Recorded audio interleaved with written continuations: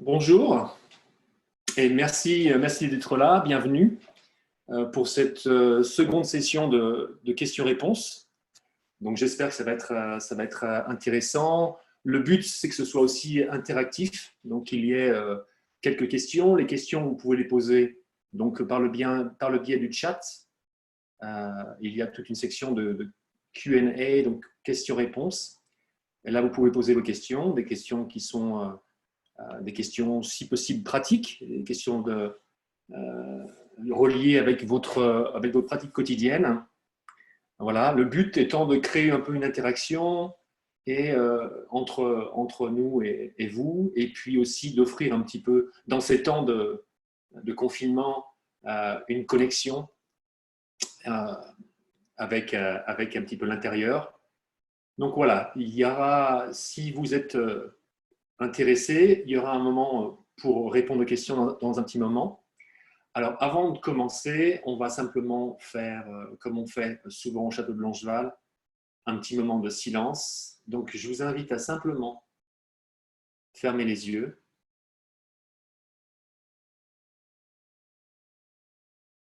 On garde le dos droit, sans tension. Relâchez les épaules. Relâchez toutes les tensions.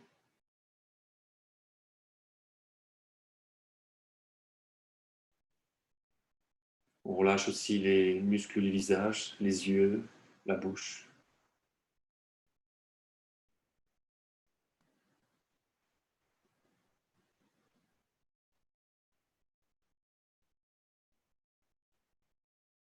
Et on ramène simplement son attention à la respiration, au va-et-vient de l'inspire et de l'expire.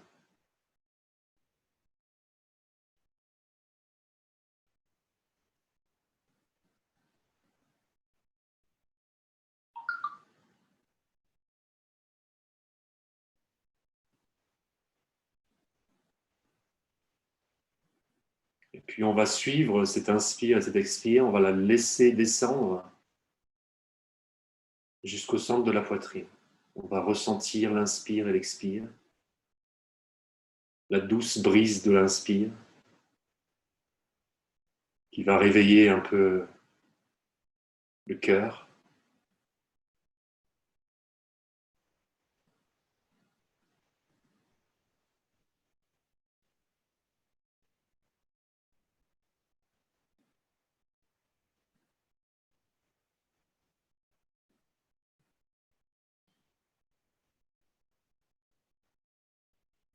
La simplicité d'être,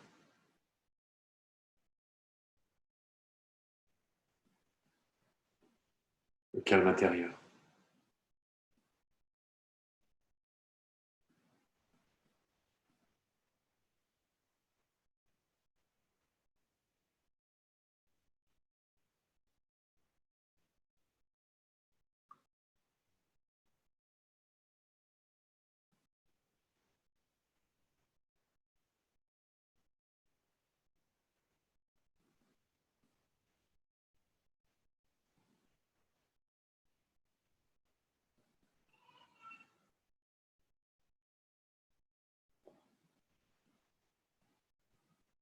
Puis on va revenir doucement, gentiment.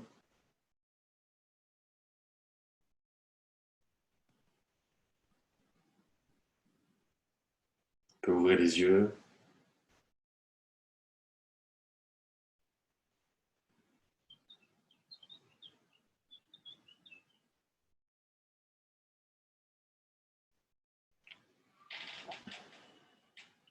Donc, comme vous le savez, c'est une session de questions-réponses.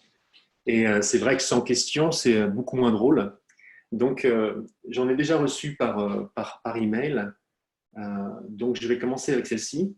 Mais n'hésitez pas, ceux qui sont sur Facebook, vous pouvez poser une question dans le chat qui me sera transmise sur Zoom. Sinon, si vous voulez la poser directement, vous pouvez venir sur Zoom. L'adresse, le lien est dans la description de la vidéo. Donc, aucun problème. Le but étant que ce soit interactif et que ce ne soit pas uniquement moi qui réponde à des choses, mais aussi qu'il y ait, vous pouvez aussi bien sûr un peu partager ce que vous pensez dans le chat. Voilà. Alors, en sachant que je n'ai pas toutes les réponses, on est bien clair. Je vais simplement offrir les réponses à l'aune de mon expérience, simplement. Voilà. Le but étant de clarifier quelques concepts et puis d'aider aussi les gens qui se retrouvent des fois confinés avec des questions ou simplement une expérience. Donc, j'espère que la plupart d'entre vous avaient déjà profité de l'offre de Ridaya en français. Vous savez qu'on offre, on a plus de trois événements par semaine, ou 4 plutôt exactement. On a le Hatha Yoga le lundi de 6h à 7h du soir, donc 18h à 19h30. On a aussi donc la session de questions-réponses ici le jeudi soir.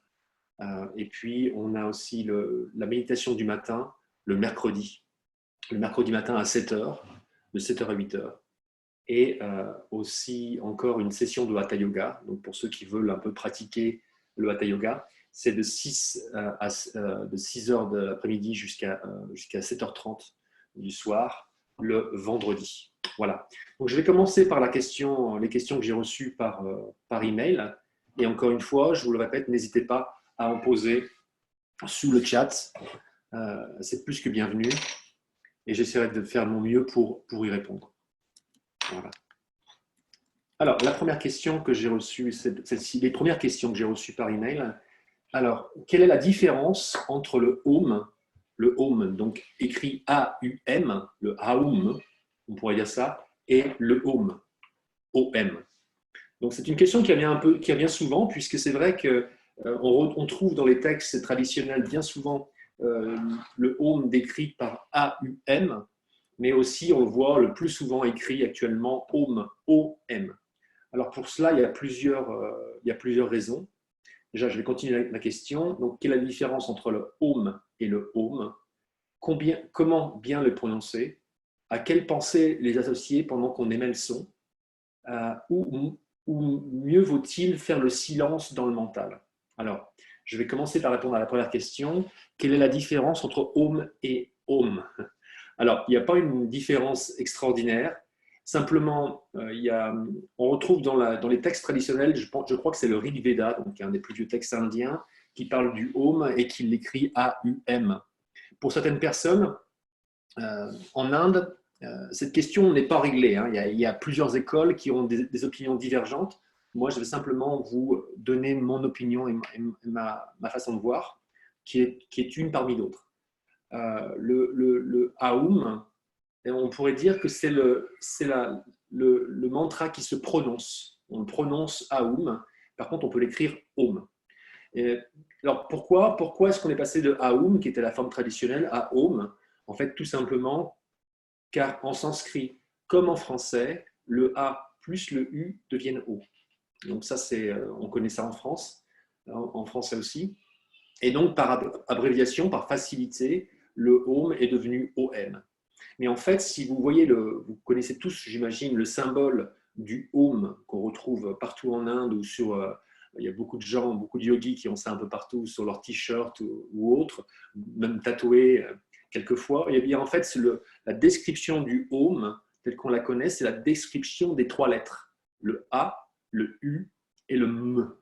En fait, on ne dit pas M dans le sanskrit, c'est le M. C'est cette syllabe avalée de cette manière. Donc, on pourrait presque dire que le vrai mantra, ce serait Aum, Aum, Aum. Et il y a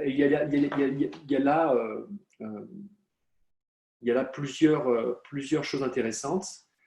Déjà, le A est connecté souvent en Inde avec le centre le chakra de Manipura, donc qui est connecté avec le nombril.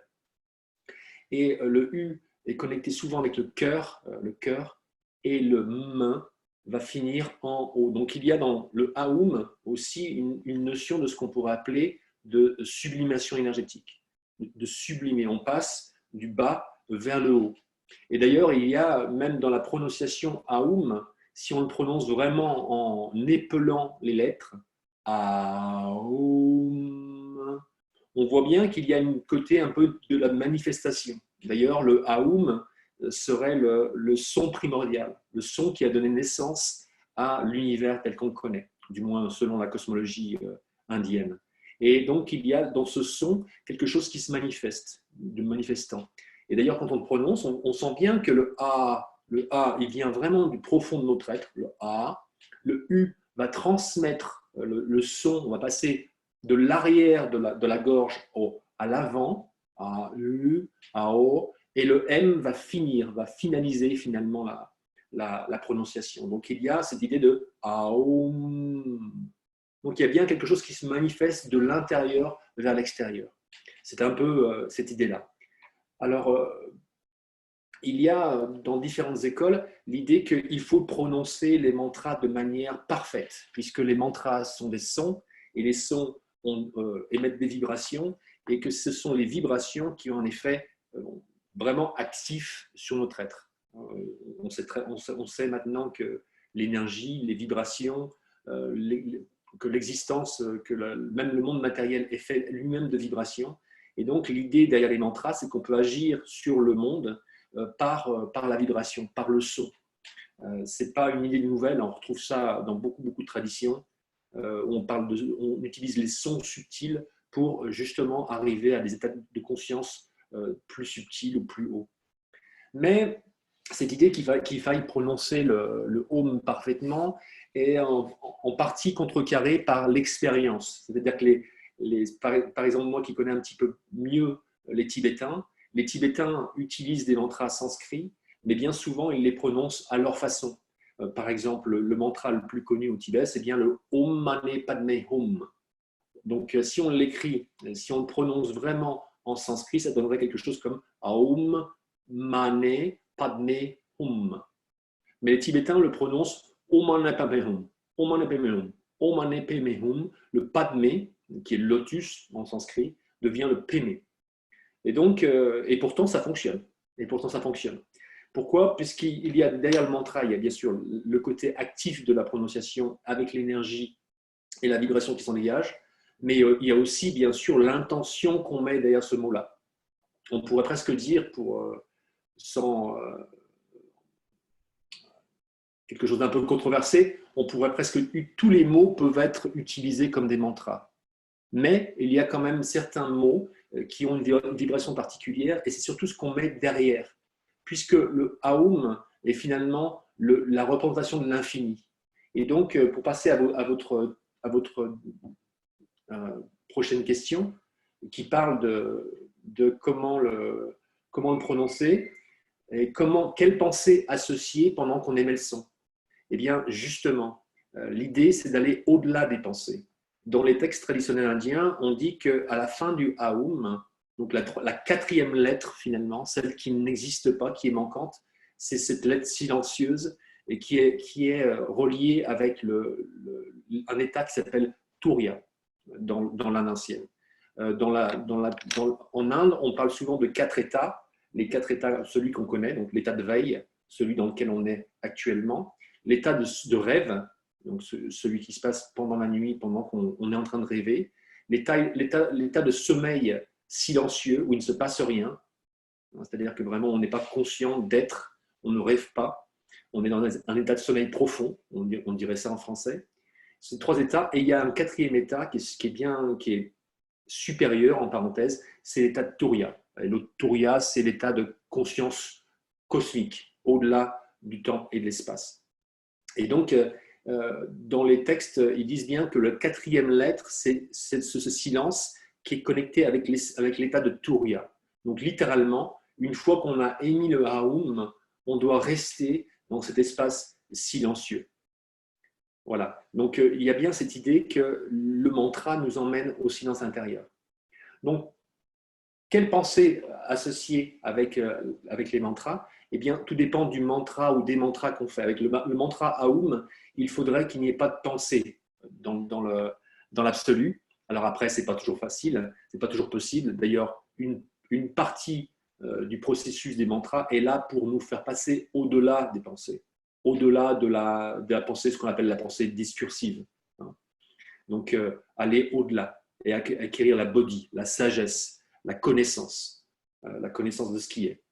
Et donc, c'est vrai qu'on peut on peut utiliser ce qu'on appelle un concept ouvert. Chez Rilaya, on utilise ça, cette idée du concept ouvert. Il y a des concepts qui nous ouvrent à quelque chose de plus grand et il y a des concepts qui, au contraire, nous réduisent. Par exemple, le concept d'infini, si on y pense un peu, eh bien, si on le répète, infini, eh bien, peu à peu, vous allez voir qu'il vous ouvre à un mystère, qu'il vous ouvre à la présence qui est toujours là. Et donc, c'est cette idée de concept ouvert. Donc, un mantra, notamment le mantra Om, est un concept ouvert par essence, qui nous amène vers l'infini. Et donc, le but, finalement, du mantra, c'est de rester dans cet espace, c'est d'arriver au-delà au-delà du blabla intérieur, dans l'espace au-delà des pensées. Puisque on dit souvent « je pense donc je suis », mais on pourrait presque dire que quand je pense trop, j'arrête d'être fondamentalement. Donc voilà un petit peu l'idée du mantra Aum. Après, plus généralement, sur l'utilisation des mantras, ce qui est intéressant, c'est de comprendre qu'il y a plusieurs utilisations. On peut vraiment en faire, par exemple, chez les Indiens, le mantra est généralement utilisé plus pour travailler sur le mental. Donc, calmer le mental, le faire passer d'un état de relative confusion, de relative ignorance, à un état supérieur. Mais c'est la même chose chez les Tibétains. À cela près que les Tibétains utilisent aussi les mantras comme objet ou outil de puissance. C'est-à-dire que le mantra est aussi là pour créer un effet, même presque un effet physique ou matériel. Et c'est pour ça que si vous allez en Inde, bien souvent, les mantras vont être dits doucement. Aum Shivaya Namaha, Aum, des choses comme ça. Alors que les Tibétains vont, au contraire, le but, ça va être de les répéter souvent très vite et de manière avec puissance. Et cette façon de les dire de manière rapide va créer un effet intérieur qui est souvent assez puissant. Et là, on est typiquement dans la voie tantrique qui, par l'utilisation de ce que les Tibétains appellent les moyens habiles, va essayer de créer un effet aussi sur le monde. Je vous donne un exemple. J'ai moi-même fait une retraite au Népal de plusieurs mois où le but était de dire 100 000 fois un mantra qui a 100 syllabes. Donc c'est un long mantra, ce n'est pas un petit mantra du style Om Shivaya, Om Namah Shivaya par exemple, mais un mantra qui a 100 syllabes. Et le but est de le répéter aussi vite que possible. Donc, pendant l'entièreté de la retraite, je devais le répéter 100 000 fois. Alors, ça fait beaucoup 100 000 fois. Si vous comptez un petit peu, 100 000 fois, un mantra de 100 syllabes. Le mantra prend à peu près entre 40 et 50 secondes à dire. Et il faut le dire très rapidement, puisqu'il faut en faire quand même. Il faut aller vite. Il faut aller vite. Il faut finir ces mantras. Et donc, très très vite, au bout de quelques jours de cette répétition de mantra, j'ai commencé à bloquer un petit peu physiquement et énergétiquement. J'avais du mal à parler, par exemple, ou je ne pouvais presque plus du tout parler. Il y avait quelque chose qui bloquait ici. Et quand je suis allé voir, puisque c'était un problème quand même, je suis allé voir le lama qui s'occupait de la retraite et qui gérait un peu ça, qui guidait un peu la retraite. Eh bien, il m'a dit, ah, c'est un excès de lung, comme on dit au Tibet. Le lung, ça veut dire le vent, ou le vent. Et c'est ce que en Inde, on appelle les vayus, donc le vent ou l'énergie, le prana. Donc, grosso modo, la pratique intense des mantras avait créé en moi un excès d'énergie, un excès de prana, qui se manifestait pour moi par une sorte de blocage énergétique quelque part. Et donc, le seul moyen que j'avais, c'était de me reposer, d'arrêter la pratique pendant quelques jours, de manger, ils ont bien clairement mentionné ça, de bien manger, de manger des choses assez lourdes, de prendre des douches et voilà, de me calmer, de redescendre un petit peu. Et ce que j'ai fait, et au bout de 2-3 jours, j'ai pu continuer la retraite et les récitations. Et l'énergie était évidente. Donc voilà ce que je voulais dire sur les mantras. Je vais voir si j'ai pas oublié une partie de la question. Voilà, donc oui, ou vaut-il mieux faire le silence dans le mental? Oui, le but c'est le silence, mais on ne décide pas le silence. Si je veux faire le silence, si je décide maintenant je vais faire le silence dans le mental au contraire va parler. Donc on, on, on s'ouvre au silence, on entre peu à peu dans le silence. C'est comme ça que ça se fait. Et on le fait par la pratique des mantras et aussi la pratique méditative. Deuxième question.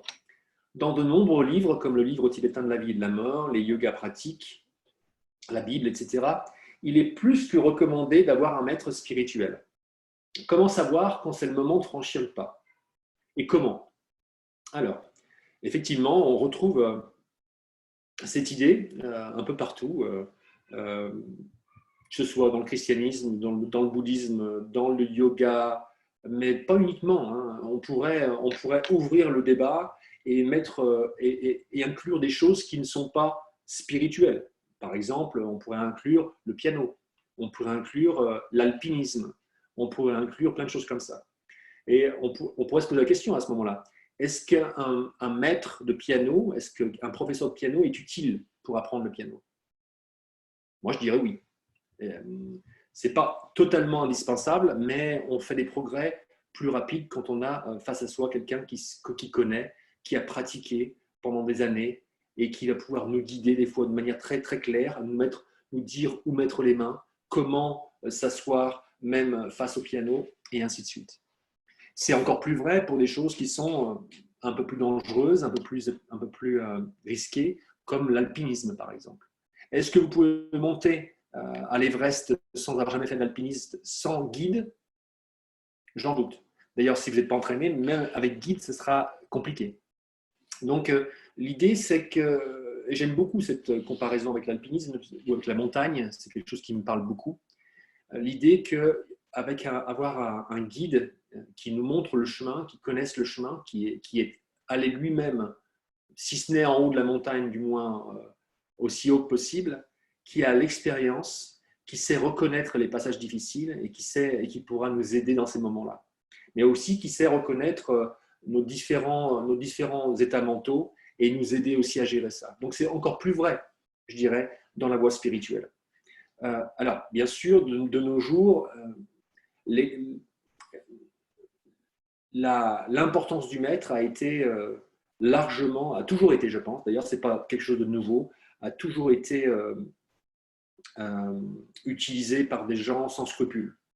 Ça a toujours été. Ce n'est pas d'aujourd'hui que les faux gourous ou les faux yogis, peut-être pas d'aujourd'hui. C'est vrai qu'en ce moment, notamment dans le monde du yoga, si vous avez peut-être un peu suivi un peu l'actualité du yoga, de la spiritualité, il y a de nombreux grands noms du yoga dont on réalise que finalement, ils n'étaient pas aussi parfaits que ça. Ou du moins qu'ils étaient peut-être bons à enseigner et à créer peut-être une expérience, mais qu'il y avait des choses derrière. Et les scandales, le yoga n'est pas exempt de scandales à ce niveau-là. Donc, ça a poussé un certain nombre de personnes à remettre en question le rôle fondamental d'un maître spirituel, ou on pourrait dire presque, pour utiliser un mot que Arnaud Desjardins utilisait en disant un ami spirituel, puisque ça enlève un petit peu cette connotation du maître, de supériorité. Voilà. Alors, la réaction inverse, je trouve un peu exagérée, puisque dire qu'on peut aller sur le chemin spirituel et tout faire par soi-même sans être aidé, pourquoi pas? On peut très bien être un Mozart, on peut être un Mozart de la spiritualité. Encore que je ne suis même pas sûr que Mozart n'ait pas eu de professeur. Mais pour beaucoup d'entre nous, il est nécessaire d'avoir quelqu'un qui connaisse un peu les étapes et qui peut nous aider. Alors, ce n'est pas toujours. D'ailleurs, Milarepa disait qu'il ne faut ni être trop près d'un maître, ni trop loin. Si on est trop loin, eh bien, on ne peut pas recevoir les enseignements, on ne peut pas recevoir des fois l'enseignement, des fois même très direct. Hein. On peut se cacher, on peut cacher nos petites histoires, alors que l'idée justement c'est un petit peu comme en psychologie. Si vous allez voir un psychologue, c'est pour qu'il vous aide. Et si vous commencez à cacher les aspects les plus sombres de votre être, eh bien, il ne pourra pas vous aider. On va dire que le psychologue ou ne peut vous aider qu'à mesure de ce que vous lui offrez. Si vous vous cachez, eh bien, il ne pourra rien faire. C'est aussi vrai avec un guide spirituel. D'ailleurs, je préfère le terme de guide que de maître. Et il faut jouer franc jeu, carte sur table. Donc, beaucoup de gens actuellement en Occident ont remis en question, pour de bonnes raisons et peut-être pour de moins bonnes, le rôle important, hein, presque primordial du maître dans la spiritualité traditionnelle. C'est tellement vrai, notamment dans le bouddhisme tibétain, où le gourou, le lama, est vraiment vu comme le Bouddha lui-même. Et ils prennent souvent cette image en disant que si vous pensez que votre enseignant est un homme normal, eh bien, vous recevez l'enseignement d'un homme normal. Si vous pensez que votre enseignant est un être libéré, eh bien, vous recevez l'enseignement d'un être libéré. Donc, ça va peut-être un petit peu loin. Il ne faut pas non plus trop pousser les concepts comme ça, sinon ils deviennent des fois un peu ridicules, mais il y a quelque chose de vrai là-dedans. Il y a quelque chose de vrai là-dedans. Il faut prendre conscience de ça. C'est vrai aussi en Occident, on pourrait presque dire que l'Occident est basé sur l'individualisme, du moins l'Occident des Lumières, l'Occident des 200 dernières années. Et cet individualisme, le culte de l'ego, presque, ne facilite pas la relation avec un guide spirituel. Et d'ailleurs, bien souvent, je connais beaucoup de gens qui sont sur le chemin spirituel et qui mettent bien en avant le fait qu'ils n'ont pas de maître, pas de guide, pas de mentor, en parenthèse. Et bien souvent, ce que j'ai constaté, c'est qu'ils s'enferment eux-mêmes. Ils ont une tendance, ou ils peuvent avoir une tendance à s'enfermer eux-mêmes dans une sorte de roue intérieure dont ils ne voient plus vraiment les limitations. Et là, le rôle quand même d'un ami spirituel, c'est justement de nous aider quand on est dans une phase, et c'est pas dans une phase compliquée, de nous aider de faire ce rôle de miroir. Regarde tel que tu es. Ça, c'est vrai pour un guide spirituel, mais c'est aussi vrai pour un ami. Si un ami vous est cher, quelqu'un vous est cher, et que vous le voyez en train de se mentir à lui-même, de perdre son temps, de garder, on va dire, de rester à un niveau médiocre alors qu'il pourrait être bien autre, eh bien, le rôle d'un ami, c'est de lui montrer, de lui dire la vérité, de faire ce rôle de miroir, de jouer ce rôle du reflet. Regarde, je t'aime, regarde ce que tu fais.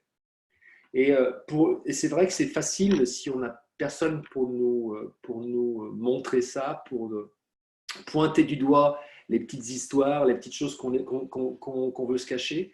Eh bien, il est facile de s'auto-illusionner. D'ailleurs, parmi les nombreux gourous actuels qui ont chuté, nombre d'entre eux sont des maîtres autoproclamés. Ils n'ont eux-mêmes pas eu de guide. Et donc, ils n'ont eu personne pour leur dire, voilà, continue la pratique, ça n'est pas fini, tu n'es pas encore arrivé. Donc, pour moi, je juge le rôle du mentor important. Pas toujours d'ailleurs, on n'a pas besoin de vivre avec tout le temps. Par exemple, dans ma relation avec Sahajananda, qui est donc le créateur de Hridaya Yoga, avec qui j'ai fait de nombreuses retraites, peut-être plus de 25 ou quelque chose comme ça, des retraites de 10 jours, avec qui j'étais assez proche, puisque j'étais son bras droit pendant plusieurs années, que je considère aussi comme un ami, hein, mais je le considère aussi comme mon guide. Et généralement, je pose très peu de questions. En 10 ans de pratique avec lui, j'ai dû poser 2 ou 3 questions, ou vraiment des questions importantes, mais c'était des questions importantes qui correspondaient à un passage particulier de ma vie spirituelle. Puisque comme en montagne, il arrive que quand on fait du trekking en montagne, il y a des moments où c'est la facilité, tout va bien, il fait beau, la prairie est verte, on voit les sommets enneigés, tout va bien, il fait chaud. Et puis, il y a des moments plus difficiles où on se retrouve entouré de vide, confronté peut-être à ses peurs et à des choses comme ça, à des incertitudes, ou simplement on découvre sur le chemin spirituel des choses qui nous dépassent, où on fait une rencontre particulière, où il y a un phénomène énergétique particulier.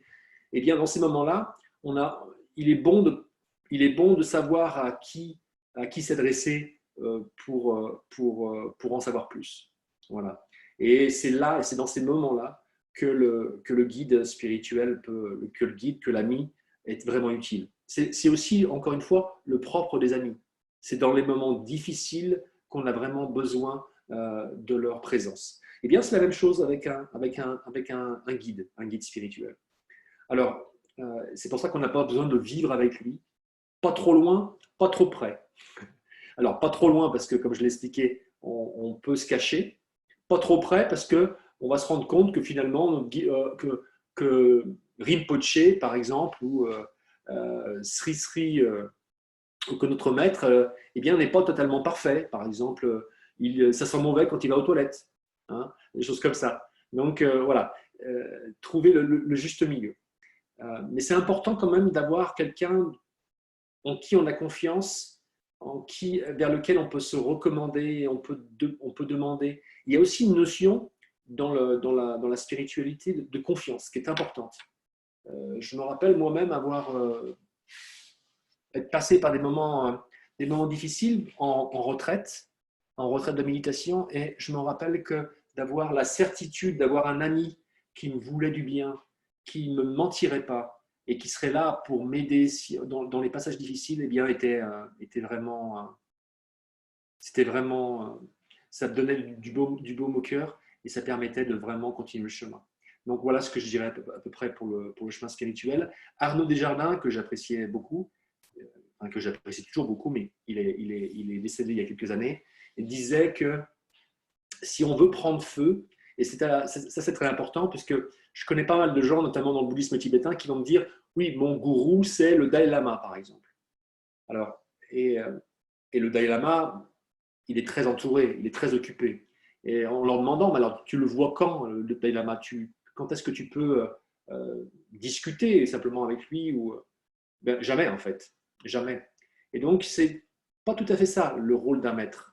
D'ailleurs, le terme gourou en Inde, qui n'a pas, bien sûr, le côté négatif qu'on a chez nous, le terme gourou désigne aussi tous ceux qui vont vous apprendre quelque chose. Par exemple, votre prof de musique, celui qui vous aura appris la sitar, la guitare, le piano, eh bien, en Inde, c'est votre gourou. Le professeur de mathématiques qui vous aura appris les mathématiques, ou la personne qui vous aura appris à lire et à écrire, eh bien, c'est aussi un gourou.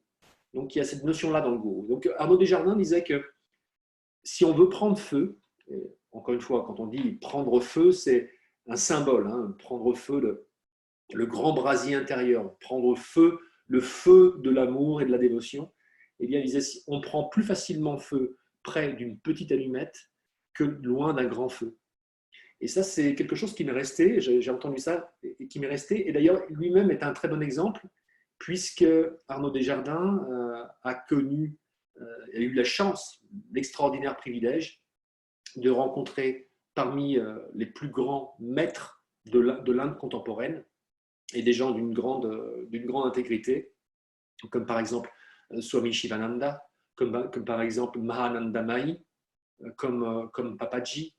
Il a aussi rencontré les plus grands maîtres tibétains qui, pendant très longtemps, m'ont fait rêver. J'aurais rêvé, moi, de pouvoir apprendre auprès de Jujom Rinpoche, de pouvoir rencontrer Kalu Rinpoche, et surtout à une époque où ils étaient accessibles. C'est-à-dire qu'ils venaient de sortir du Tibet, ils étaient souvent peu connus. Ils avaient, même pour Kalu Rinpoche et des gens comme ça, ils avaient des travaux obscurs. Ils cassaient des cailloux sur la route en Inde. Ils étaient simples exilés. Eh bien, donc Arnaud Desjardins, qui a eu la chance de rencontrer, de vivre avec certains de ces géants de la spiritualité, eh bien, aucun d'entre eux n'est devenu son maître intérieur, son maître spirituel. Son maître spirituel viendra bien un peu plus tard, et ce sera quelqu'un qui était très peu connu, d'ailleurs qui est assez peu connu en dehors du cercle de Arnaud Desjardins, du monde d'Arnaud Desjardins et je pense, oui, Arnaud Desjardins, c'est Swami Prajnanpal. Et Swami Prajnanpal était le plus moderne des maîtres indiens puisqu'il utilisait la psychologie profonde, certaines méthodes thérapeutiques comme le lying. Et donc, il était plus près de l'état d'esprit de Arnaud Desjardins lui-même, finalement. Et donc, c'est auprès de lui, auprès de Swami Prajnanpal et de quelques élèves, il avait un tout petit ashram avec quelques dizaines de personnes qui venaient le voir. C'est auprès de lui que Arnaud Desjardins, finalement, fera la rencontre avec son être intérieur. Donc voilà, on prend plus facilement feu près d'une petite allumette que loin d'un grand feu. Et ça, il faut s'en rappeler. Donc voilà, je vais continuer la question.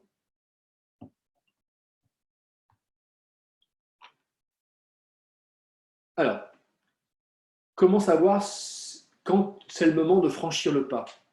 Alors, il y a quelque chose là-dedans, dans cette question, quelque chose qui est intéressant, mais qui est un petit peu dramatique, en parenthèse, romantique. C'est un petit peu que, quand j'étais plus jeune, je me posais la question de la vie monastique. Est-ce que je dois aller vers la vie monastique ou pas? Et puis, je me suis rendu compte que si ça devait être le cas, ça serait naturel et ça serait déjà fait. Et donc, comment savoir quand c'est le moment de franchir le pas? Eh bien, tout simplement, quand il y a une adéquation entre le chemin sur lequel on est et une personne qu'on rencontre et en qui on fait confiance.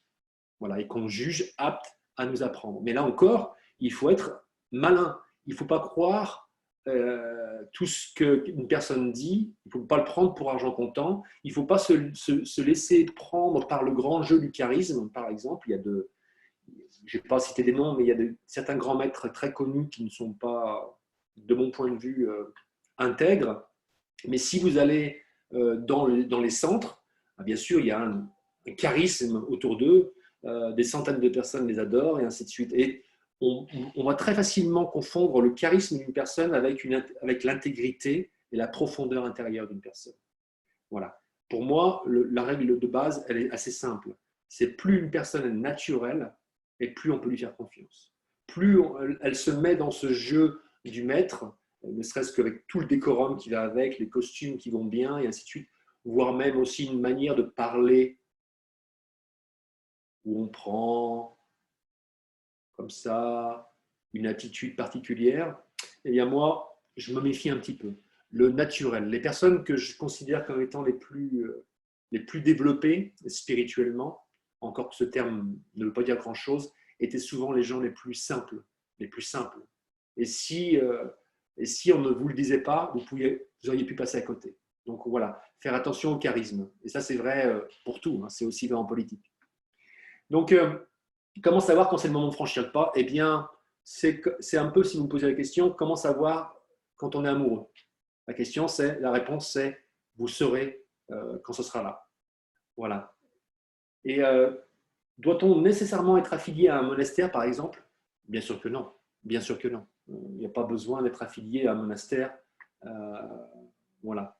Après, ça peut aider. Le Bouddha dit qu'il y a 3 choses essentielles sur la voie spirituelle. Il y a le Bouddha, Dharma et Sangha. Le Bouddha, donc l'enseignant, celui qui devient un exemple. Et c'est là aussi, c'est surtout, ça peut devenir une inspiration, un exemple, quelque chose vers quoi on tend. Le Dharma, qui est le chemin spirituel, qui est le chemin lui-même, et finalement la Sangha, ou la communauté. Tout seul, on ne fait pas grand-chose. Tout seul, c'est difficile. Tout seul, on se bat contre le monde qui ne comprend pas ce qu'on veut faire. Et c'est bien de temps en temps d'avoir une communauté de gens qui comprennent ce qu'on fait, qui nous soutiennent dans notre effort, tout simplement. Donc, ce n'est pas nécessairement de s'affilier à un monastère, mais simplement de créer une relation. C'est comme avec une personne naturelle, de créer une relation. Et encore une fois, cette personne n'a pas besoin, ce guide n'a pas besoin d'être parfait à 150% pour être un guide efficace. Voilà. Quelle forme cela peut-il prendre? Régularité, échange par mail ou autre? Ben, tout dépend, hein. Les choses ont changé. Dans l'ancien temps, vous savez, il fallait faire des sacrifices. Dans le zen, il y a beaucoup d'histoires où l'aspirant disciple se rend en monastère après des semaines et des semaines de marche, arrive et sonne au monastère et on lui refuse l'entrée. on lui refuse l'entrée, puisque, et ça c'est très important, méfiez-vous peut-être des gens qui veulent avoir énormément de disciples ou qui ont une communauté très large. Ils n'ont pas le temps de s'occuper effectivement de ces personnes. C'est un travail assez précis. Et donc, dans l'ancien temps, on testait le disciple. On ne le cherchait pas, on n'essayait pas de le convaincre, on n'allait pas frapper aux portes pour les convaincre de suivre leur religion. Au contraire, on testait l'aspirant. Hein, un petit peu comme on le testait pour voir s'il était vraiment motivé, s'il prenait les choses vraiment sérieusement, si vraiment ce n'était pas juste du tourisme, mais vraiment un intérêt réel. Pourquoi? Parce que l'enseignant lui-même a un laps de temps limité. Hein, et donc, l'énergie qui est mise sur quelqu'un n'est pas mise sur d'autres. Et bien donc l'aspirant frappait à la porte, et bien souvent on le laissait à la porte 1 jour, 2 jours, 3 jours, sous la pluie, dans la neige, et au bout d'une semaine, 2 semaines, quelque temps, finalement, on lui ouvre la porte.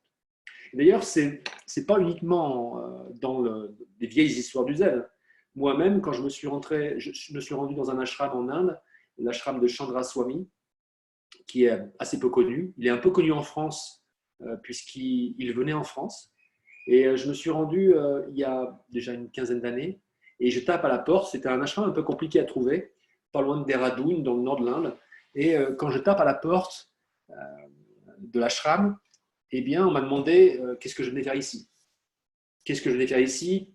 Qui m'avait recommandé? Et heureusement, j'avais été recommandé par quelqu'un qui était très très bien introduit dans ce cercle-là.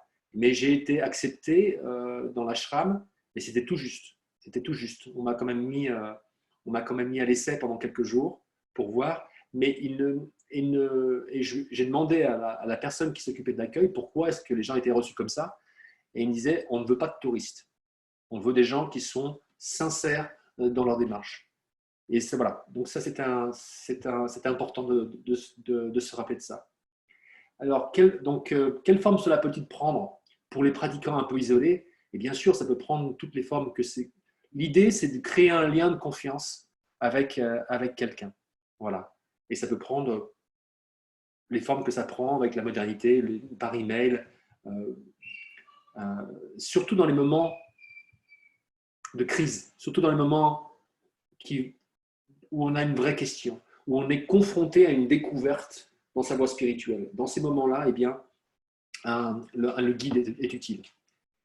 Donc voilà ce que je voulais dire un peu sur cette question. J'espère avoir un peu clarifié ça, enfin du moins de mon point de vue.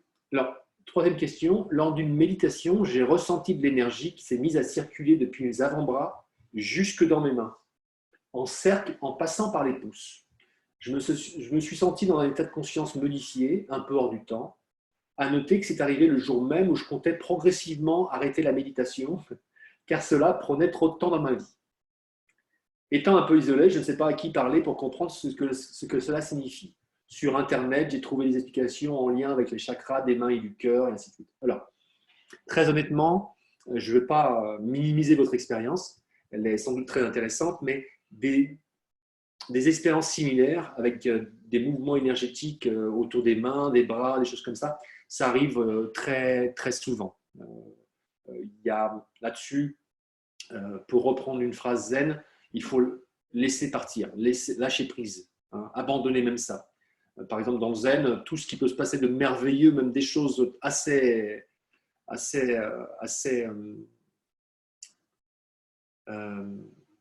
qui peuvent être des fois impressionnantes, eh bien, même ça, il faut apprendre à laisser partir. Pourquoi? Parce que ce qui est venu, partira.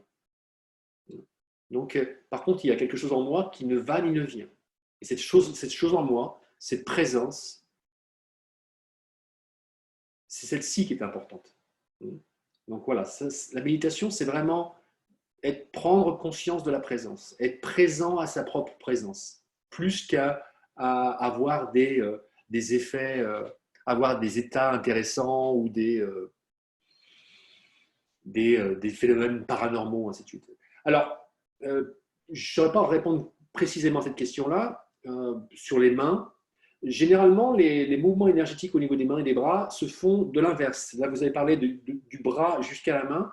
En général, ça c'est plutôt à l'inverse. Ça veut dire que les mains vont commencer à être de plus en plus froides, gelées, hein, et on va sentir les sensations monter vers les bras et vers l'intégralité du corps.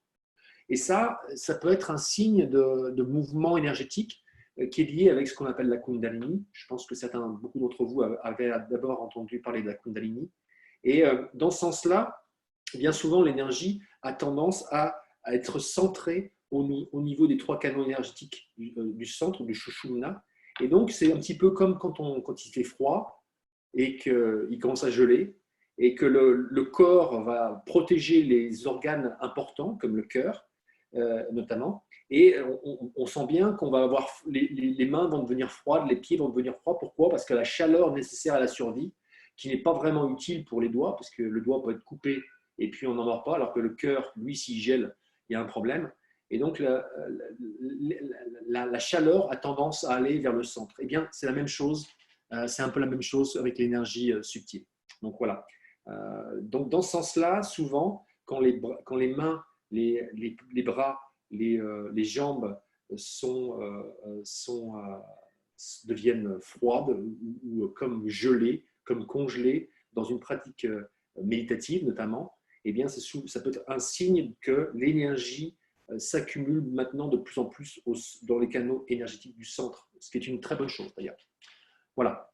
Donc voilà, voilà ce que je voulais dire par rapport aux questions que j'avais reçues par email. Maintenant, je vais regarder un petit peu ce que j'ai, les questions que j'ai, s'il y a des questions ici. Alors, je vous demande quelques secondes. Que je maîtrise l'outil. Alors, la question. Comment aller au-delà de nos pensées et atteindre l'état de silence intérieur? Est-ce qu'il est même possible de l'atteindre ou les pensées sont juste en arrière-plan, un peu moins fort, mais toujours présentes? Alors, comment aller au-delà de nos pensées et atteindre l'état de silence intérieur? Eh bien, c'est la question fondamentale. C'est la question à 1 million, comme on dit, à 1 million d'euros. C'est la question fondamentale de la voie spirituelle. Puisqu'on sait que si vous commencez la méditation, ce qui était dérangeant au départ, c'est quoi? C'est l'activité du mental. Hein, on est assis sur un cheval fou et on n'a pas le contrôle. On lui demande d'aller à droite, il va à gauche. On lui demande d'aller à gauche, il va à droite. On lui demande de s'arrêter, il continue, et ainsi de suite.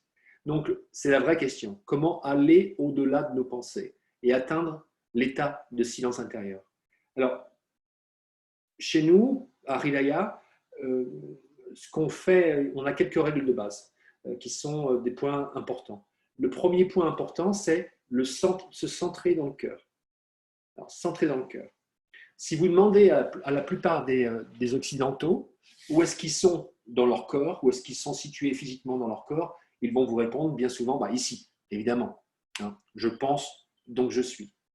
Alors, j'ai fait le test. Si vous demandez à des Tibétains, par exemple, où est-ce qu'ils sont dans leur corps, où est-ce que s'il y a une partie du corps qui incarne plus leur être, ils vont vous montrer le cœur, le centre de la poitrine, et en vous regardant avec un air un peu étonné, en disant, quelle question? Ici, bien sûr. Voilà. Et donc, ça montre que, on voit bien que l'activité mentale se situe dans la région frontale, à peu près ici. Hein. D'ailleurs, pour ceux qui commencent la méditation, les premières heures ou les premiers jours de méditation, il peut y avoir un mal de tête. Le mal de tête, c'est simplement qu'on prend conscience de notre hyperactivité mentale. Donc, pour répondre à votre question, comment aller au-delà de nos pensées? Une première chose, ça va être de plus en plus s'identifier avec cette partie centrale de notre être, qui est le cœur. Le cœur est le cœur. Le mot le dit bien. Le cœur est au cœur. Les pensées sont en périphérie du cœur. Et un de nos problèmes, c'est qu'on s'identifie non pas à ce qui est, mais à ce qui est vu. Non pas à ce qui voit, mais à ce qui est vu. Non pas à la partie centrale, mais à la partie périphérique. Donc, une des premières choses, ça va être de s'identifier, enfin du moins, chez Hridaya, on va faire descendre l'attention au niveau du cœur, de manière très concrète. Et vous allez voir qu'au bout d'un moment, ça va commencer à désengorger un peu cette partie frontale-là, hein, qui qui a de nombreuses pensées. Les pensées, il n'y a jamais de vérité absolue au niveau du mental à trouver. Et peu à peu, cette énergie-là va descendre, va sombrer, ou du moins va descendre dans le cœur. Et quand on est situé dans le cœur, quand la conscience est située dans le cœur, eh bien souvent, il n'y a plus vraiment de questions. D'ailleurs, on dit souvent que la méditation, elle n'est pas là pour répondre à toutes nos questions, mais elle est là pour dissoudre les questions et celui qui se les pose. C'est un peu cette idée-là. Donc, on arrive dans la voie spirituelle avec plein de questions, on arrive dans la méditation avec plein de questions, et la méditation va au fur et à mesure dissoudre tous ces conflits intérieurs, tous ces problèmes, cette dualité interne, ainsi de suite, pour nous laisser dans l'expérience vibrante de la simplicité de l'instant présent. Donc, comment aller au-delà de nos pensées? En descendant dans le cœur. Ensuite, un deuxième outil qu'on utilise beaucoup chez Hridaya, c'est la conscience de la pause entre l'inspire et l'expire.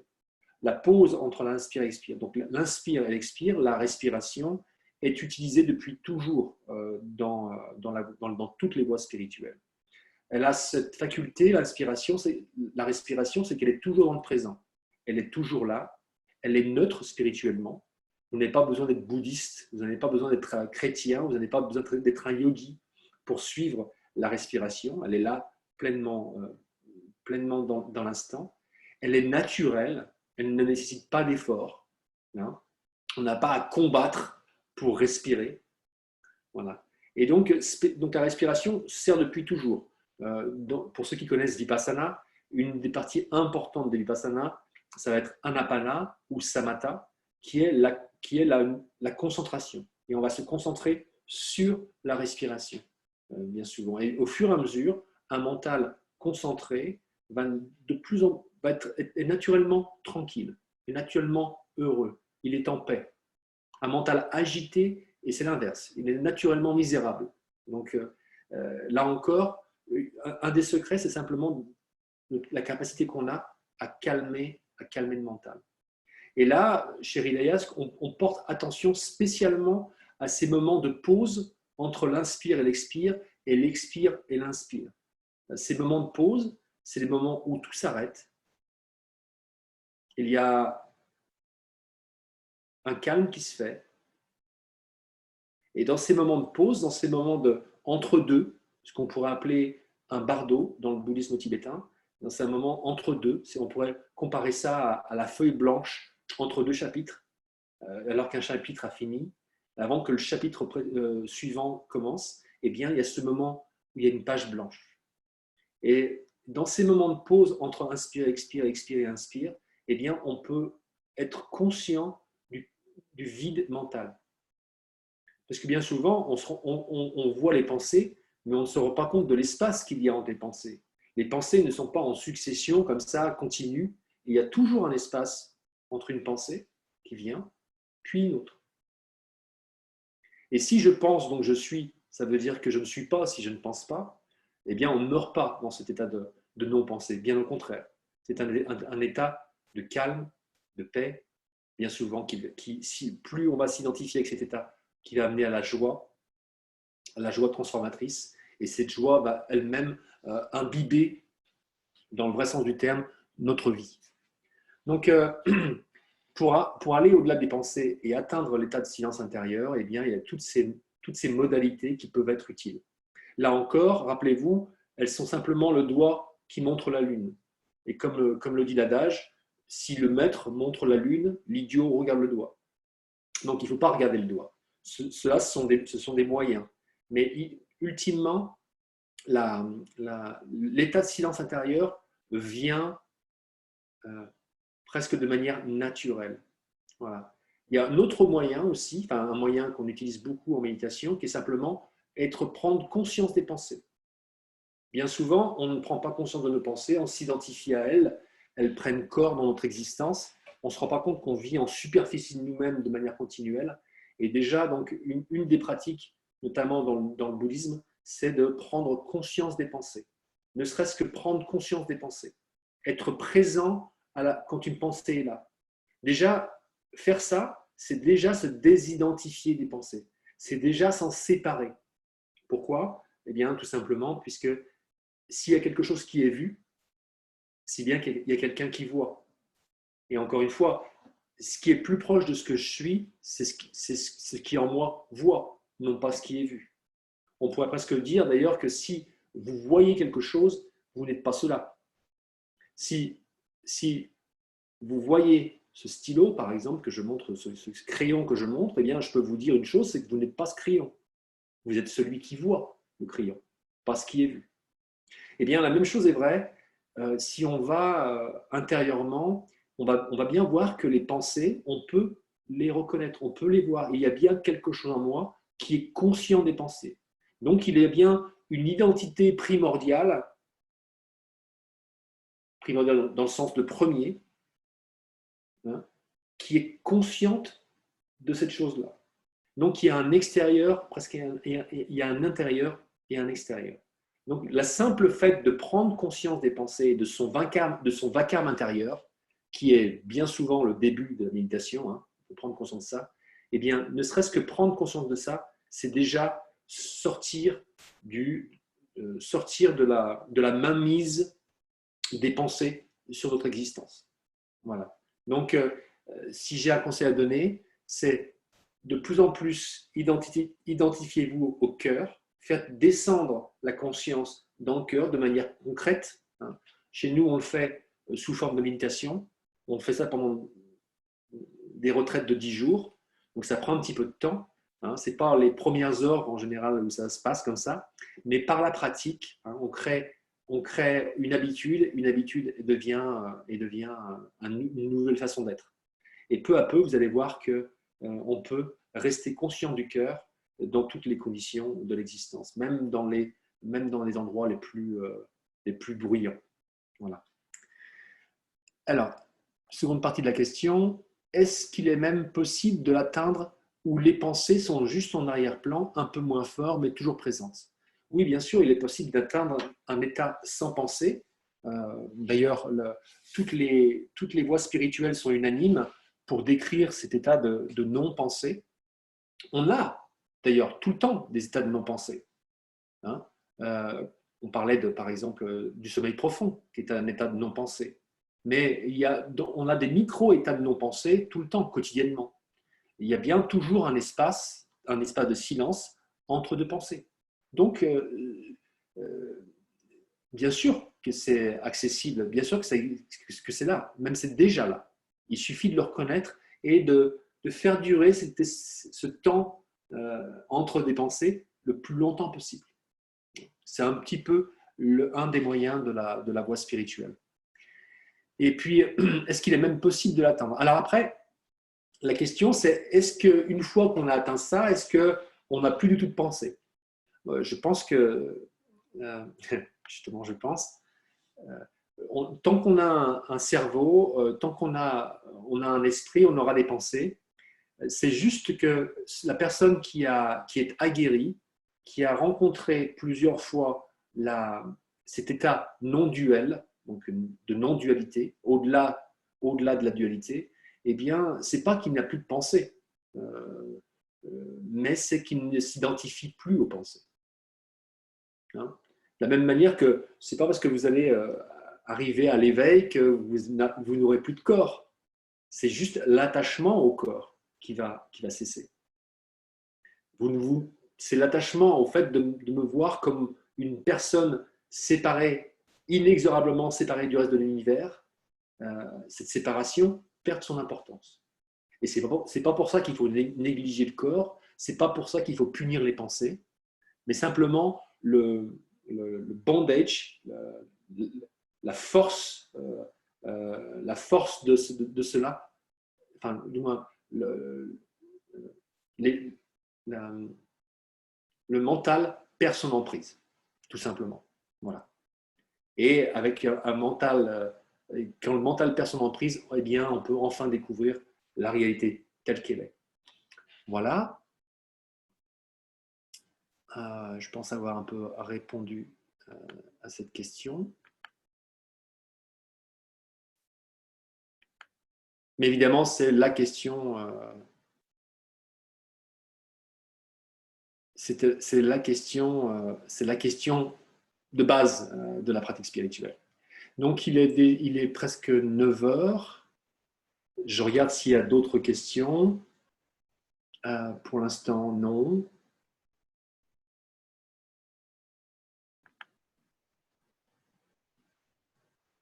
Ah, peut-être si.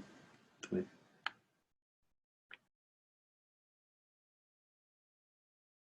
Alors, question de Séverine. Coucou Arnaud. Bonjour, Séverine. Alors, la nature peut être un guide. Oui, bien sûr. Bien sûr, la nature a toujours été un des guides les plus inspirants, un des, une des choses qui nous ouvre à quelque chose de plus grand que nous-mêmes. La nature, d'ailleurs, si on la, plus on va travailler sur soi et plus la nature prend de l'importance. Moi, je sais que je me suis rendu compte quand j'étais en retraite, une fois pendant une retraite, que j'avais jamais été présent complètement, que j'avais jamais vu vraiment la nature, que je croyais la reconnaître. Et même récemment, au château de Longeval, donc dans le Beaujolais, on est entouré d'une belle forêt. Et ça faisait 1 an et demi on travaillait pour ouvrir le château, pour ouvrir le site, pour pouvoir accueillir des retraitants. Et donc, je connaissais l'endroit. Mais l'année dernière, j'ai enseigné une retraite de 10 jours, de 10 jours de méditation. Et donc, moi-même étant pris par la pratique, au bout de 5-6 jours, je me rebalade pendant une pause. Je vais faire un petit tour dans la forêt. On n'a pas grand-chose à faire pendant les retraites. C'est le seul espace un peu de liberté qu'on a, c'est d'aller dans la nature. Et je me rappelle avoir redécouvert cette cette forêt incroyable qui est totalement magique si on les regarde avec des yeux dépoussiérés de l'habitude. Donc la nature, bien sûr, c'est le plus grand enseignant. D'ailleurs, il y a de nombreuses personnes qui sont arrivées à la sagesse par simplement par la cohabitation ou la contemplation de la nature. C'est sûr. D'ailleurs, plus on s'ouvre, plus le mental se calme et plus la nature entre en nous. Voilà. Donc, bien sûr que la nature dit beaucoup de choses. Encore faut-il être là pour être présent à ça. La difficulté, c'est ça. Je me rappelle une fois, quand j'étais plus jeune, j'ai essayé de méditer. Donc, j'ai essayé quand j'avais 13-14 ans et j'avais beaucoup de mal. Ça durait 1 minute 30 et ça me lassait. Mais je me disais, un jour, je serai dans un bel endroit et je vais pouvoir enfin méditer dans les bonnes conditions. Je serai dans les meilleures conditions. Si je suis au Tibet, avec une belle vue, avec une nature imposante, à ce moment-là, là, je pourrais enfin méditer. Et puis un jour, je me suis retrouvé au Tibet, quelques années plus tard, avec une belle vue, avec tout ce qui était, tout ce dont j'avais rêvé. Et pourtant, très vite, j'ai essayé de méditer, et au bout de 5 minutes, pouf, le mental a repris le dessus, et je voulais faire autre chose. Donc la nature était là, tout était là autour de nous, la beauté était là, d'ailleurs comme beaucoup d'entre nous, hein, on est entouré de beauté, on a une chance extraordinaire de vivre dans un monde d'une grande beauté. Il y a des couchers de soleil tous les soirs, des levées de soleil tous les jours, il y a des étoiles qui... Enfin, voilà, il y a la grande poésie de la nature qui nous parle tout le temps. Mais si on est pris par son monde intérieur, c'est-à-dire que si on est comme dans un bocal, pris dans un bocal, on n'est plus sensible à ça. On n'est plus sensible à ça, on ne la voit plus. Et c'est ça qui est terrible. Alors qu'au contraire, plus on fait le silence intérieur et plus on va pouvoir saisir cette beauté, cette grandeur de la nature. C'est l'ultime maître, on pourrait dire ça. L'ultime gourou pour celui qui a des yeux pour voir, pour celui qui a une certaine calme intérieure. Voilà. D'ailleurs, une partie du chemin spirituel est enseignée par une lignée, par un maître, et ensuite la deuxième partie, c'est le maître intérieur qui prend le dessus, et ce maître intérieur a une connexion totale avec l'environnement. D'ailleurs, on ne pourra pas se dire que l'idée que nous soyons, d'être séparé du reste. Et ça, c'est ça l'illusion. L'illusion fondamentale, c'est ça, c'est la séparation. Donc même l'idée qu'il y a la nature là-bas et moi ici, même ça, c'est déjà des nuances. Et si on se rendait compte de la vérité, on se rendrait compte que tout est un. Donc effectivement, la nature est un très très bon enseignant. J'espère avoir répondu à ça. Il y a beaucoup de choses que je pourrais dire sur la nature, même sur l'essence subtile de la nature, et ainsi de suite, mais c'est pas le moment. Question de Katia. Bonjour Katia. Bonjour Arnaud. Est-ce que l'émotion est une expression du mental? Alors, non, enfin, pas directement. Tu sais que dans le yoga, on parle de 5 corps. Hein, c'est les 5 corps, les panchakoshas, les 5 corps. Le corps physique, celui qu'on connaît, le corps énergétique, le corps astral ou émotionnel, le corps du manas, du mental, et finalement le corps d'extase. Donc, c'est d'après la tradition du yoga, 2 modalités ou 2 corps différents. Le mental pense, les émotions ressentent. Il y a quelque chose qui est plus du domaine d'ici, et alors que les émotions, il y a quelque chose qui est plus du domaine, on pourrait dire, entre le ventre là et le cœur, quelque chose comme ça. Donc, ce n'est pas tout à fait les mêmes modalités. Pendant très longtemps, on a rejeté les émotions comme quelque chose de vraiment de peu intéressant, de peu gratifiant, de peu élevé. Et on a vécu dans le culte de la raison chez nous. Et maintenant, on est en train de passer, on est en train de changer. Il y a un vrai changement de paradigme qui s'est effectué, notamment dans le milieu spirituel, où maintenant, la raison n'est plus intéressante. Et au contraire, c'est le culte de l'émotion, maintenant, qui est mis en avant. Donc, mais en fait, les deux sont similaires dans le sens où ils sont neutres. Ça dépend de l'émotion que vous avez et ça dépend bien sûr des pensées qu'on a. Donc, ce n'est pas une expression du mental, non. Ce n'est pas une expression du mental. C'est une expression de l'être, mais qui est une expression différente de l'expression du mental. D'ailleurs, on voit bien, il y a des gens qui fonctionnent principalement au mental et d'autres qui fonctionnent principalement aux émotions. Voilà. Alors, une autre question. Comment fonctionnent les prières? Pourquoi est-ce important de prier pour tous les êtres? Comment cela les influence? Alors ça, c'est une question large. Comment fonctionne la prière? Alors la prière, c'est quoi? Encore une fois, moi, je vous donne simplement mon point de vue, qui est un point de vue. Ce n'est pas que j'ai la science infuse ou le savoir total. Mais comment fonctionnent les prières? Les prières, on pourrait dire que c'est une intention. On envoie une intention. Par la prière, on a une intention. Alors bien sûr, il y a des prières de base, qui est la prière faites que mon fils ait son bac, par exemple, ou qu'on prie pour avoir un effet particulier. On prie un être particulier. Si on est chrétien, on va prier la Vierge Marie, par exemple, Jésus, et ainsi de suite. Donc, mais c'est surtout une intention qu'on émet. D'ailleurs, une prière, de mon point de vue, elle ne devrait pas vraiment... Enfin, il y a le stage numéro 1 de la prière, c'est une demande, un dialogue entre moi et une entité, un Dieu, voilà. Mais dans un deuxième temps, la prière, c'est vraiment une intention et un rappel, Donc, prier, c'est aussi, déjà, quand on prie, on n'est pas tourné vers l'extérieur, on est tourné vers l'intérieur. Donc, c'est déjà ce processus d'intériorisation. On fait le calme en soi. Ça se passe à l'intérieur. C'est quelque chose qui est déjà du domaine de l'intériorité et non plus de l'extériorité. Donc et pourquoi est-ce important de prier pour tous les êtres? Alors ça, c'est encore une autre question. Pour tous les êtres.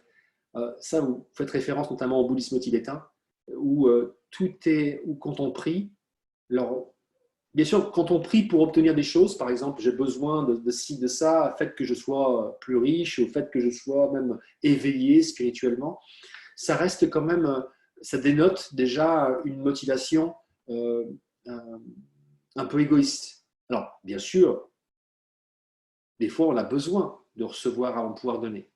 Mais ultimement, ça démontre encore une certaine ignorance sur l'état de la réalité. Faire croire que ce qui est ici est beaucoup plus important que le reste. Alors que finalement, les enseignements spirituels sont là pour nous rappeler qu'on est tous connectés, qu'il n'y a pas de différence fondamentale entre moi et les autres. Et qu'au contraire, un des obstacles qui crée cette différence, c'est justement ce que les Tibétains appellent en anglais self-cherishing thoughts, les pensées égoïstes, on pourrait dire ça comme ça. Et si on y pense un petit peu, si on regarde un peu l'état de nos pensées, on voit bien qu'on pense à nous-mêmes tout le temps, quasiment tout le temps. Et ce que je dis à des amis à moi, souvent on n'ose pas faire les choses de peur d'être jugé par les autres. Hein. Qu'est-ce que les autres vont penser si je ne réussis pas? La vérité, c'est que les autres, ils sont comme nous, ils ne pensent à 95% à eux-mêmes. Si vous regardez en vous, 95% de nos pensées ont à voir avec nous-mêmes. Hein. Moi, ma vie, mes amis, mes amours, mes emmerdes, grosso modo. Et que cela, c'est très bien, hein, pourquoi pas, c'est nécessaire peut-être, mais que c'est très très loin de la réalité. Qu'il y a une dimension bien au-delà de moi-même. Il y a quelque chose qui nous unit tous. Et c'est justement si on allait au-delà des pensées égocentriques, simplement, eh bien, on se rendrait compte de cette dimension-là.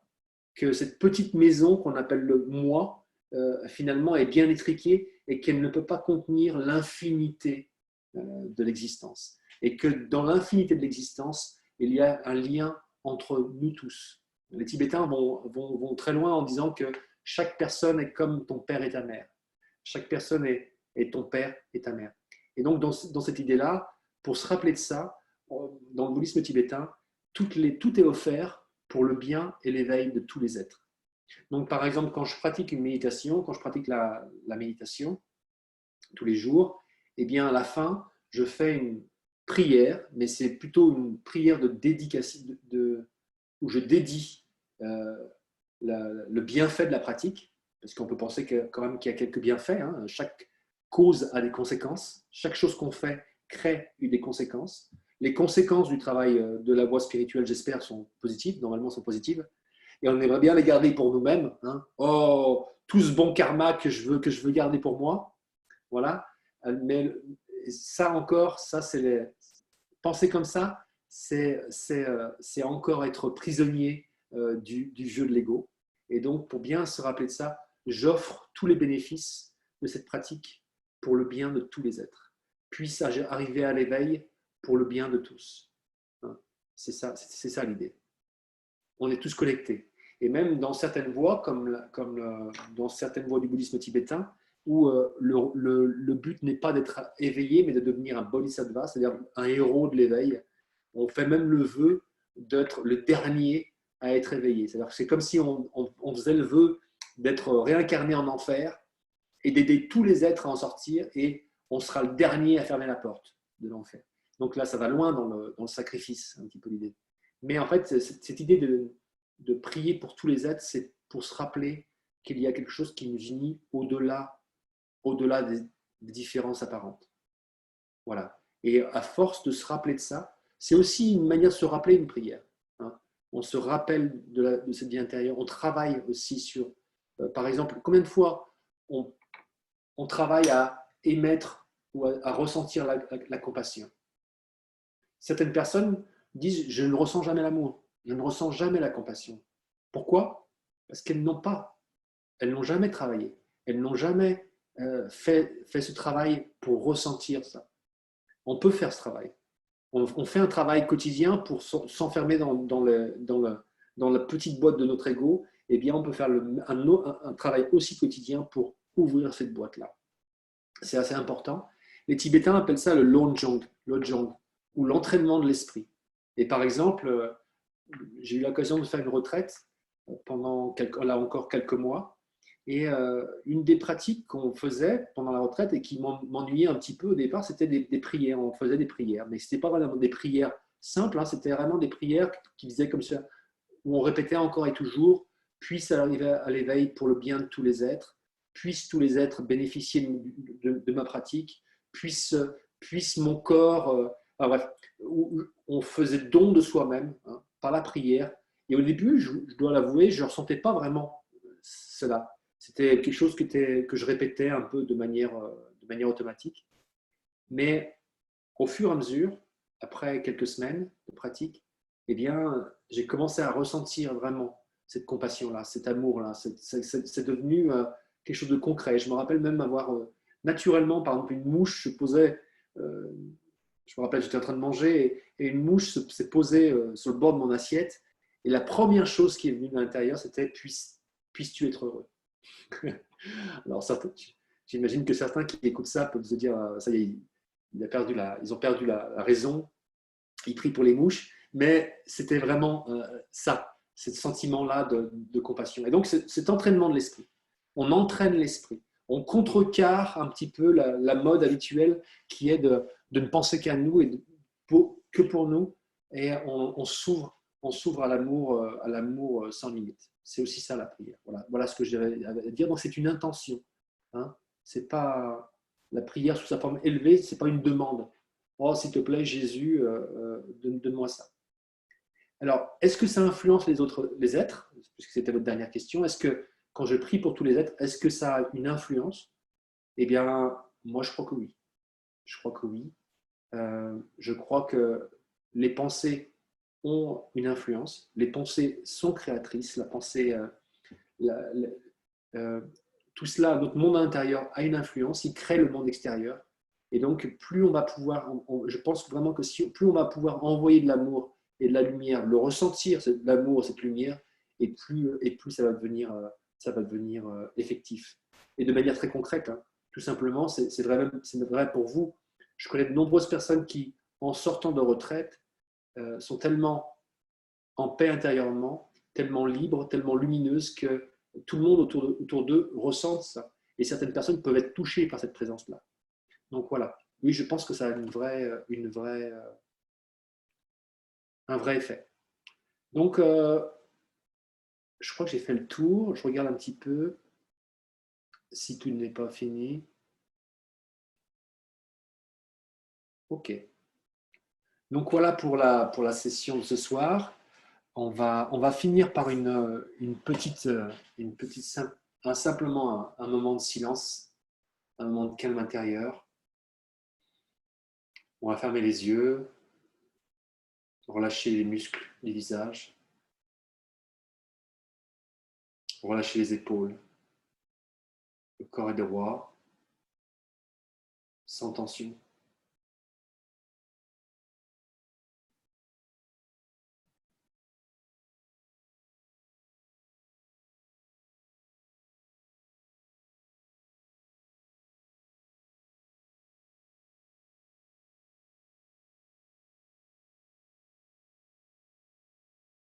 On va simplement laisser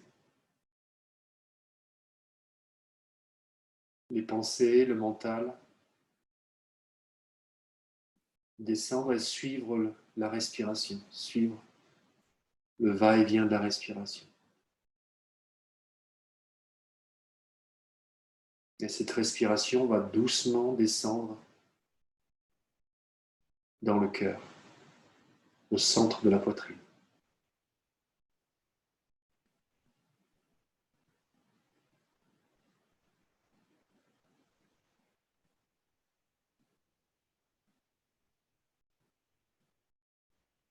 C'est comme si la respiration était une douce brise qui va venir caresser le cœur,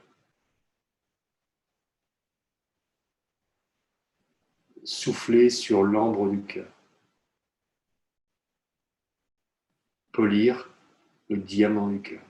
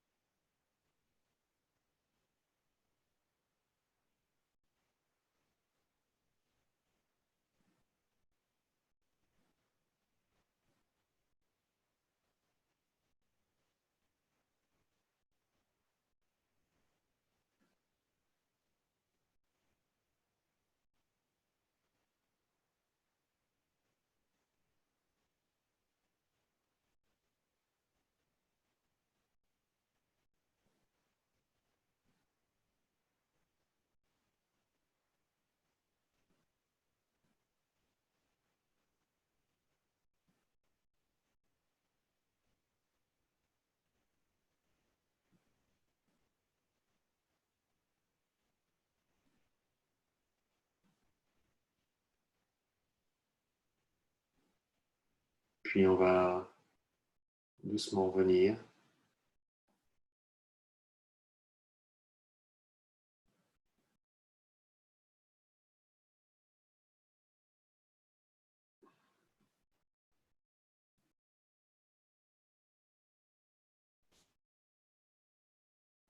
Donc merci à tous de vous être joints à moi pour cette petite session de questions-réponses. Je voulais simplement signaler pour finir que donc nous organisons, puisque le centre de Longeval n'est pas ouvert et il n'est pas encore, on n'a pas encore la date exacte de l'ouverture du centre. On espère que ce sera pour juin. On verra bien. Et que c'est le cas aussi, notre centre mexicain est aussi fermé. Donc vous avez vu qu'on a toute une offre en ligne, notamment tous les événements gratuits ou par donation. La semaine prochaine, du 1er mai jusqu'au 10 mai, aura lieu la retraite de méditation avec Sarajananda, donc le créateur de Hridaya, pendant 10 jours. Et ça va avoir lieu sur Zoom. Donc ça, vous pourrez trouver toutes les informations sur notre site internet ou sur Facebook. Voilà, je crois que c'est par donation. Donc c'est libre. Si vous êtes confiné, profitez-en pour faire de ce confinement une retraite spirituelle, une retraite de méditation. Alors évidemment, la retraite sera en anglais avec Sahajananda, donc il faut quand même maîtriser un peu l'anglais parce qu'il y a beaucoup d'enseignements, il y a beaucoup d'heures d'enseignement. Mais parallèlement à ça, il va y avoir aussi 3 jours, on organise du 1 au 3 mai, une retraite de 3 jours de méditation en français. Donc là, ça sera en français, pareil, accessible par Zoom. Vous allez trouver tout ça sur notre site internet et sur la page Facebook de Hridaya Yoga France. Et ce sera Déborah qui va guider cette retraite de 3 jours. Donc voilà, on a aménagé la retraite pour la rendre un petit peu un peu moins, parce que sur place, ça a lieu de 7 h du matin jusqu'à 9 h du soir, donc c'est quand même assez intense. On l'a arrangé pour que ce soit un peu plus viable pour les gens, puisqu'il faut, si on fait sa propre retraite à la maison, il faut quand même cuisiner. Voilà, on n'a pas tous les gens qui nous servent. Donc voilà, si vous avez l'intention si vous souhaitez faire une expérience intéressante, une expérience enrichissante depuis chez vous, n'hésitez pas. N'hésitez pas. Et tout cela, bien sûr, sera aussi par donation. Donc voilà ce que je voulais dire. Et nous, on se retrouvera, alors pas dans 15 jours, puisqu'il y aura la retraite de 10 jours, mais le jeudi d'après. Il y aura bien sûr des annonces faites sur Facebook aussi. Donc voilà, je vous remercie beaucoup. Je vois que Frédéric a envoyé le lien dans le chat. Donc vous allez pouvoir trouver le lien pour vous inscrire à la retraite de 3 jours. Voilà, je vous souhaite une très belle soirée. On se retrouve dans quelques temps. D'ici là, passez bonne continuation. Ne vous angoissez pas pour cette histoire de Covid-19. C'est un moment de calme pour tout le monde, donc il faut en faire un moment de paix intérieure. Et puis, on se retrouve bientôt. Au revoir, passez une belle soirée.